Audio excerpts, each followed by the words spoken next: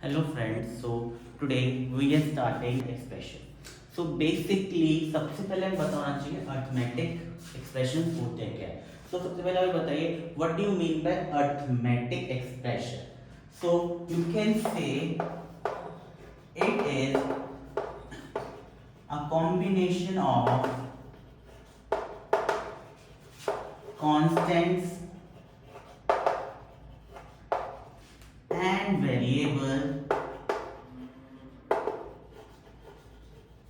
bounded by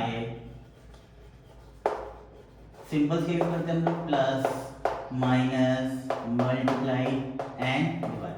so basically ये combination होता है कांस्टेंट का और वेरिएबल का जिसके बीच में सिंबल्स का रिलेशन होता है that is plus minus multiply and divide. So इसके बाद हमें पता होना चाहिए दैट नेक्स्ट टर्म कांस्टेंट और वेरिएबल होते क्या है, what are constant and what are variable. So अगर हम बात करेंगे कांस्टेंट्स, आप सिंपल कर लोगे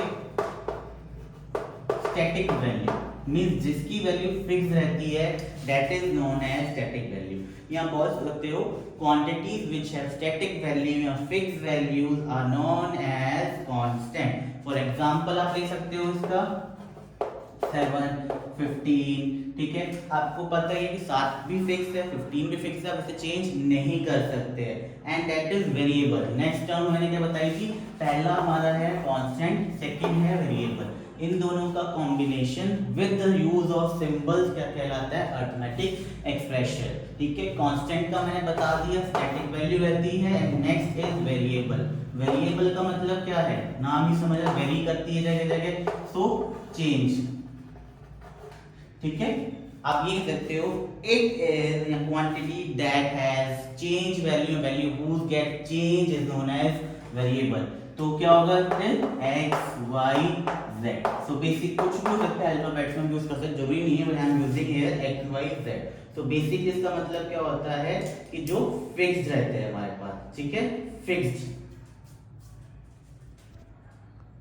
सो नेक्स्ट जो चीज हम पढ़ने वाले हैं दैट इज कोएफिशिएंट्स. कोएफिशिएंट्स में एक चीज हम क्लियर करते हैं दैट इज टर्म.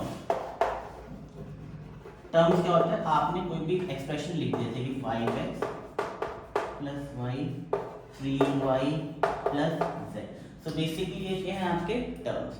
अब इसी चीज से आप पढ़ोगे दैट इज कोएफिशिएंट. अगर मैं सिंपल बात करता हूं ये क्या होता है, that is a multiplier factor. What is the multiplier factor,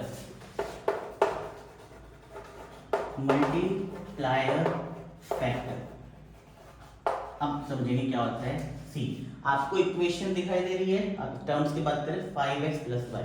so coefficient of x, तो अब क्या करें, सिंपली x के ऊपर ऐसे हाथ रख लेंगे, इसके सामने क्या दिख रहा है साथ में टर्म दैट इज 5. तो इसका कोएफिशिएंट क्या हो गया 5.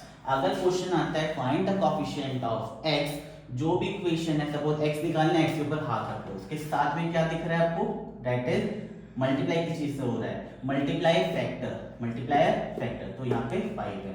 सिमिलरली अगर मैं यहाँ पे बात कर रहा हूँ z की, सी z, अगर आप z पे हाथ रख रहे हो कुछ भी का नहीं का मतलब क्या है यहाँ पे, दैट इज 1. ठीक है, अगर सिंपल है तो इसका मतलब 1.